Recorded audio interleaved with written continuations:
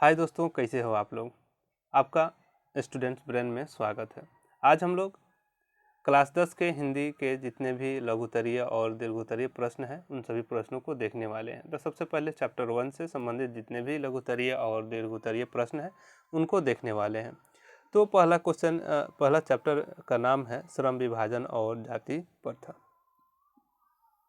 ठीक है, इसमें पहला क्वेश्चन है, लेखक आज के उद्योगों में गरीबी और उत्पीड़न सबसे बड़ी समस्या किसे मानते हैं और ऐसा क्यों मानते हैं।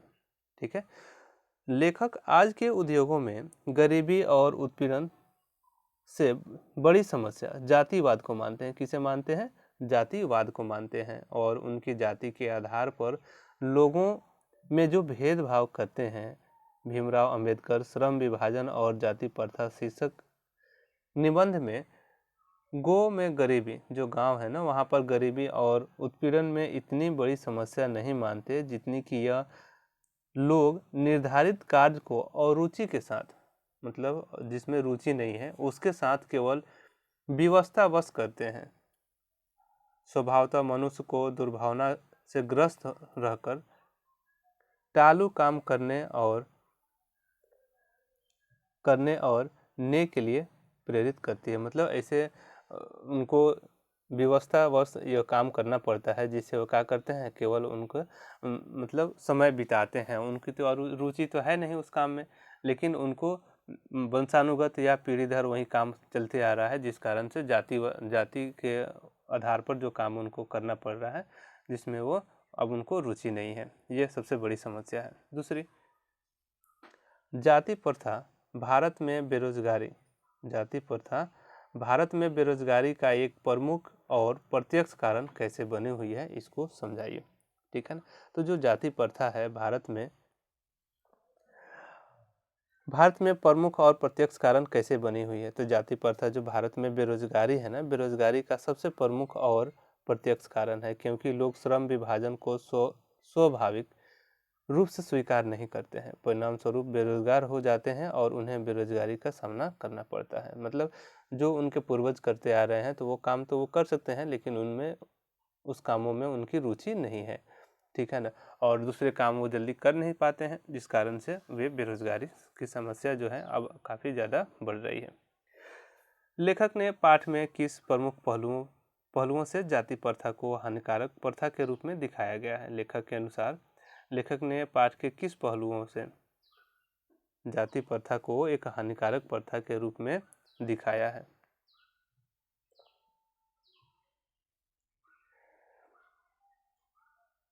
ठीक है, तो लेखक ने इस पाठ में जातिवाद को ही क्या कर दिया, उसने एक हानिकारक प्रथा के रूप में साबित किया है, क्योंकि यह सच्चे मायने में देखा जाए तो भारत का विकास जातिवाद अवरोध बना हुआ है। ठीक है ना। जातिवाद के कारण भारत की जो विकास है उसमें कमी आ रही है।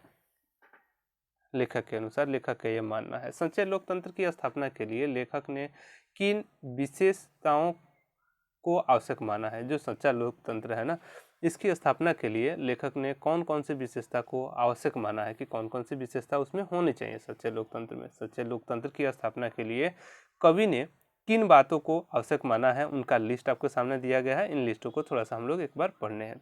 लोगों में आपसी भाईचारा हो, क्या होने चाहिए सच्चे लोकतंत्र में? लोगों के अंदर आपसी भाईचारा होना चाहिए। सामूहिक दिनचर्या हो, लोगों के साथ मेल जोल बना रहो, कि रोज क्या काम हुई उनके बारे में बात दिनचर्या होती रहे। संविधान तथा समाज का सामना व सम्मान करें।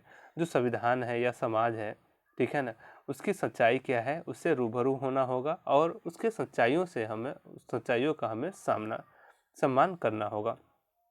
ठीक है ना। आपसी भाईचारा की भावना होनी चाहिए। जितने भी लोग हैं यहाँ पर सबके अंदर आपसी भाईचारा की भावना हो, और लोग अपने अनुभव का आदान प्रदान भी कर सकें। भाईचारा होगा तभी तो लोग अपने अनुभवों का आदान प्रदान करेंगे। अभी हम लोग जैव परक्रम और जाति प्रथा क्लास 10th पढ़ रहे हैं, और इससे जितने सब्जेक्टिव क्वेश्चन हैं उसको हम लोग देख रहे हैं।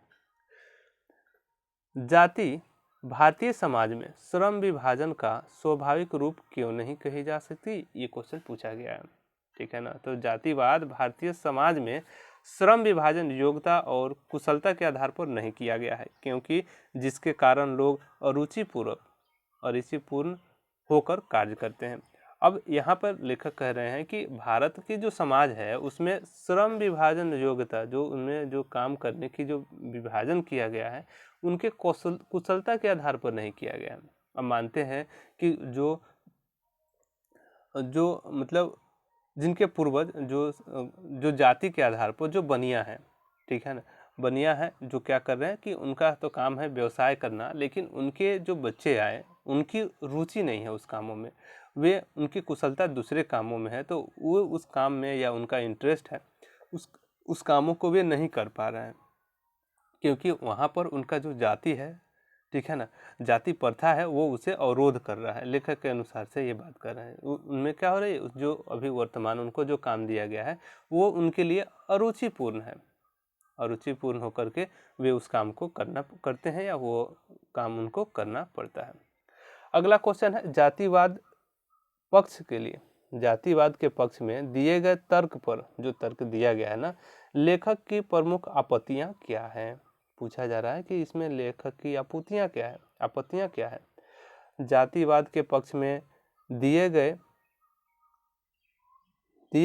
तर्क ना, तर्क को लेखक बेबुनियाद करार दिया है कि जातिवाद पर जो तर्क दिया गया है ना पाठ में, कि जातिवाद से जो उनके अगले जो बच्चे आते हैं, उनकी पीढ़ी आती है, उनको वो काम को सीखने में सहूलियत होती है, उनको ज़्यादा परिश्रम नहीं करना पड़ता है, या और सारी जो बातें कही गई हैं, तो ये जो लेखक कह रहे हैं कि ये सारे बेबुनियाद है, ठीक है ना, क्योंकि जातिवाद देश के विकास का सबसे बड़ा बाधक हो गया है। अभी तो चुनाव चल रहे हैं, तो चुनाव में तो आप देखते ही होइएगा कि यहाँ पर जो जातिवाद है कितना उसको बढ़ावा दिया जाता है, ठीक है ना, और यही शायद कारण है जिस कारण से जो अंबेडकर जी हैं ये मान रहे हैं कि जो देश का जो विकास है ना, इसमें जातिवाद सबसे बड़ा बाधक है। लेखक भीमराव अंबेडकर ने इस पाठ में जातिवाद को बिना बना के रूप में माना है, क्योंकि जाति भाव के आधार पर समाज बटा हुआ है। मतलब किस विडंबना के आधार की बात करते हैं लेखक, मतलब किस विडंबना की बात करते हैं, जो विडंबना है उसका स्वरूप क्या है। लेखक कह रहे हैं, भीमराव अंबेडकर बोल रहे हैं कि जातिवाद जो विडंबना है, यहाँ पर विडंबना होना चाहिए, के रूप में मानते हैं, क्योंकि जातिवाद के आधार पर ही भारत की जो समाज है, ये पूरा समाज जातिवाद के आधार पर ही बटा हुआ है। अगला क्वेश्चन है जातिवाद तर्क को आपत्तिजनक क्यों कहा है। जातिवाद के जो तर्क है ना, जातिवाद का जो तर्क है, इसको आपत्तिजनक क्यों कहा जाता है। लेखक जातिवाद के तर्क को आपत्तिजनक कहा है क्योंकि जाति प्रथा में श्रम विभाजन के साथ साथ श्रमिक विभाजन भी है। अब यहाँ पर जो जाति प्रथा है ना, यहाँ पर श्रम का तो विभाजन है ही है, ठीक है ना, लेकिन उसके साथ साथ जो श्रमिक है, जो काम करने वाले हैं, ठीक है ना, उनका भी विभाजन है। लेखक की दृष्टि में यह आपत्तिजनक स्थिति है, ठीक है ना, लेखक के अनुसार से यह आपत्तिजनक स्थिति है।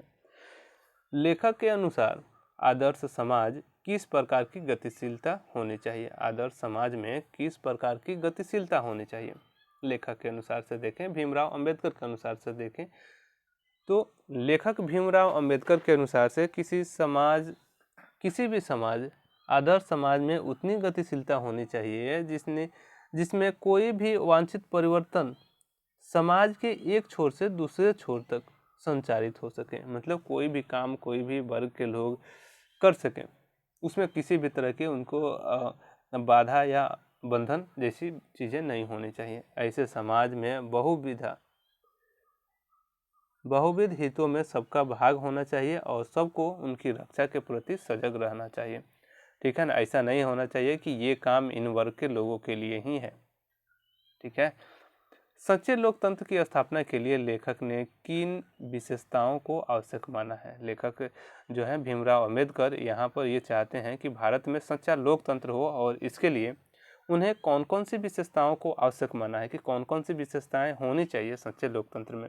तो भीमराव अंबेडकर ने श्रम विभाजन और जो जाति प्रथा है, शीर्षक निबंध में उन्होंने लिखा है कि स्वतंत्रता, समानता, भ्रातृत्व पर आधारित समाज की ही सच्चा लोकतंत्र हो सकता है। और लोकतंत्र केवल शासन की एक पद्धति नहीं है, बल्कि लोकतंत्र मूल सामूहिक जीवनचर्या की रीति रिवाज तथा समाज के सम्मिलित अनुभवों का आदान प्रदान का ही नाम है। क्या है कि लोकतंत्र क्या है? जीवनचर्या की रीति जो है यह समाज के सम्मिलित अनुभवों का आदान प्रदान का ही नाम है। लोकतंत्र में यह आवश्यक है कि सभी साथियों के प्रति, जितने भी लोग हैं उनके प्रति श्रद्धा और सम्मान होना चाहिए। ठीक है ना? किसी भी जाति या धर्म के लोगों के साथ किसी तरह की भेदभाव नहीं होनी चाहिए। लेखक ने भारत की जाति प्रथा किस विशेषता का उल्लेख किया है? लेखक ने भारत की जाति प्रथा की किस विशेषता पर उल्लेख किया है? भारत की जो जाति प्रथा है ना, की एक विशेषता यह है कि यह श्रमिकों को अस्वाभाविक विभाजन के साथ ही उनमें ऊंच नीच का स्तर भी निर्मित करती है। मतलब जो यहाँ की जो जाति प्रथा है, जो जाति व्यवस्था है, यह अस्वाभाविक रूप से जो उच्च वर्ग के लोग हैं, जो निम्न वर्ग के लोग हैं, इनको बांट के रखी हुई है। ठीक है ना? इनका विभाजन करके रखी हुई है। ठीक है ना? ऊंच नीच का स्तर बना कर रखी हुई है। ठीक है ना? और यही क्या है, यहाँ की जाति प्रथा की विशेषता का ये उल्लेख कर रहे हैं कि ये जो जब तक रहेगा तब तक विकास काफ़ी। अभी यदि आप हमारे चैनल को सब्सक्राइब नहीं किए हैं तो आप हमारे चैनल को स्टूडेंट्स ब्रेन को सब्सक्राइब कीजिए और वीडियो अच्छा लगे तो लाइक कीजिए। अगला क्वेश्चन है, जाति प्रथा के दंत विष सिद्धांत क्या है? जाति प्रथा के दंत विष सिद्धांत क्या है? भीमराव अंबेडकर ने इसको किस तरह से समझाया है? ठीक है ना? उन्होंने कहा है कि जाति प्रथा दूषित सिद्धांत यह है कि इसमें मनुष्य के प्रशिक्षित अथवा उसकी निजी क्षमता का विचार किए बिना दूसरे ही दृष्टिकोण से माता पिता के सामाजिक स्तर पर या उनके अनुसार पहले अर्थात गर्भधारण के समय ही मनुष्य के पेशा निर्धारित कर दिया जाता है। ऐसे आप समझ सकते हैं कि किसी खास वर्ग के लोग के उनके बच्चे उसी कामों को करने में लग जाते हैं। ठीक है ना? तो ये क्या है कि ये जाति प्रथा का यहाँ पर प्रभाव, आप कह सकते हैं कि जाति प्रथा का प्रभाव है कि उनके जो किसी खास वर्ग के जो बच्चे हैं, ठीक है ना, उनके बच्चे किसी उसी वर्ग के जो उनके पूर्वज जो करते आ रहे थे वो काम वे करने लग जाते हैं। तो ये क्या हुआ कि जब बच्चे गर्भ में थे तभी उनका काम पेशा उनका निर्धारित कर दिया गया। अब जातिवाद के पोषक उसके पक्ष में क्या तर्क देते हैं? जो जातिवाद को मानते हैं तो उसको क्या तर्क देते हैं? वे उसको तर्क देते हैं। भीमराव अंबेडकर ने श्रम विभाजन और जाति प्रथा शीर्षक विचार प्रधान निबंध में भारत में व्याप्त जाति प्रथा की आलोचना की है, बहुत ज़्यादा मात्रा में की है ना। और जातिवाद के पोषक जो कार्य कुशलता है के लिए श्रम विभाजन को आवश्यक मानते हैं, परंतु यह प्रथा श्रमिकों के ऊंच नीच में विभाजन कर देती है। यह निंदनीय है। यह क्या है? यह निंदनीय है और यह प्रथा श्रमिकों को विभाजित कर देती है या उनका श्रमिकों का विभाजन कर देती है। यह अस्वाभाविक है। ठीक है ना? ये क्या है? यह अस्वाभाविक है। अगला क्वेश्चन है, लेखक की दृष्टि में इस युग में विडंबना की क्या बात है? लेखक इस समय में क्या, मतलब उनके समझ में विडंबना कौन सी बात को लेकर के है? लेखक की दृष्टि में विडंबना की बात यह है कि इस आधुनिक युग में भी जातिवाद के पोषकों की कमी नहीं हुई है, जातिवाद करने वाले लोगों की कमी नहीं हुई है। ठीक है? हिंदू धर्म की जाति प्रथा क्या कहती है या क्या करती है? हिंदू धर्म की जो जाति प्रथा है ना, व्यक्ति को ऐसा पेशा चुनने के लिए अनुमति नहीं देती है जो उनके पैतृक पेशा न हो, भले ही उनमें वे पारंगत हो या पारंगत नहीं हो। अब बताइए कि जो डॉक्टर है उन्हीं का लड़का डॉक्टर बनेगा? ठीक है ना? तो यहाँ पर वही बात इनके अनुसार से कहने का मतलब है कि जिनके जो पूर्वज हैं जिस काम को करते हैं वही काम उनके बच्चों को करने के लिए भी हमारी जो जाति प्रथा की व्यवस्था है वो उनको मौका देता है। ठीक है, तो चलिए आगे हम लोग देखते हैं श्रम विभाजन और जाति प्रथा से कुछ और क्वेश्चन जो यहाँ पर बचे हुए हैं। ठीक है ना, उन क्वेश्चन को देखते हैं कि भारतीय समाज में जो श्रम विभाजन है का स्वाभाविक रूप क्यों नहीं कही जा सकती है। तो भारतीय समाज में जो श्रम विभाजन को स्वाभाविक रूप क्यों नहीं कही जा सकती है, इसके ऊपर तर्क आपको देना है। तो भीमराव अंबेडकर ने कहा है कि श्रम विभाजन और जाति प्रथा शीर्षक में भारत में व्याप्त जाति प्रथा की निंदा की है। उन्होंने बहुत ज़्यादा शिकायत की है और कहा है कि भारतीय समाज में श्रम विभाजन का स्वाभाविक रूप नहीं कही जा सकती है। यह स्वाभाविक नहीं है कि कोई जाति कोई किसी खास वर्ग के लोगों के लोग काम नहीं करते हैं, ये स्वाभाविक नहीं है, बल्कि यह मनुष्य की रुचि पर आधारित नहीं है। यह मनुष्य की रुचि पर आधारित नहीं कि मनुष्य उस काम को करना चाहता है कि नहीं चाहता है, यह उसके रुचि पर नहीं है। यह पेशे की स्वतंत्रता का गला घोंट देती है और यह दूषित प्रथा हो गई है जिसमें स्वतंत्रता, समानता और भ्रातृत्व की प्रथा का हनन करती है। अब मानते हैं कि किसी खास वर्ग के लोग किसी दूसरे पेशे को स्वीकार करते हैं, तो जो हमारा परिवार, जो हमारा समाज है, उसका मतलब बहिष्कार करने लगता है या उसको अच्छा नहीं कहता है। ठीक है ना, जैसे कि हमारे यहाँ आप सुने भी होइएगा कि किसी खास वर्ग के लोगों को लोग अछूत मानते हैं यदि वे किसी ऐसे काम को करते हैं जो सार्वजनिक रूप से हो। ठीक है ना, या कोई दुकान करते हैं तो उनसे कोई जल्दी खरीदने नहीं जाता है या किसी तरह की भेदभाव करता है, तो ये क्या करता है, यह स्वतंत्रता, समानता और भ्रातृत्व की जो प्रथा है उसका यहाँ पर हनन हो रहा है। यानी कि जो सच्चे लोकतंत्र है, ठीक है ना, लोकतंत्र को क्या कर रहा है। अगला क्वेश्चन है, लोकतंत्र किसका नाम है। अब थोड़ा सा लोकतंत्र के बारे में हम लोग समझ लेते हैं कि लोकतंत्र क्या है। लोकतंत्र मूलतः सामूहिक जीवन चर्चा की एक रीति तथा समाज के सम्मिलित अनुभवों का आदान प्रदान करने का नाम है। क्या है लोकतंत्र? सामूहिक जीवन चर्या की रीति तथा समाज के सम्मिलित अनुभवों का आदान प्रदान करने का ही नाम लोकतंत्र है। और इसमें आवश्यक है कि आप अपने साथियों के प्रति श्रद्धा व सम्मान की भावना रखें, या साथियों के प्रति श्रद्धा और सम्मान की भावना हो, तो यह सच्चा लोकतंत्र आपका कहलाएगा। अगला क्वेश्चन है, किसी भी परिस्थिति में भी मनुष्य को भूखों मरने की नौबत आ सकती है। मतलब किस परिस्थिति में मनुष्य को भूखे मरने की नौबत आ सकती है। तो यहाँ पर प्रतिकूल परिस्थिति में भी यदि मनुष्य को अपने पेशा बदलने की छूट न हो, तो ऐसी स्थिति में मनुष्य के भूखे मरने की नौबत आ सकती है। इस पाठ में जो लेखक हैं उनके अनुसार से ये बात कही जा रही है कि मतलब आप जो काम पूर्व करते आ रहे हैं वो काम आप किसी भी हाल में नहीं छोड़ सकते हैं, तो आपको वहाँ पर भूखे मरने की नौबत आ सकती है।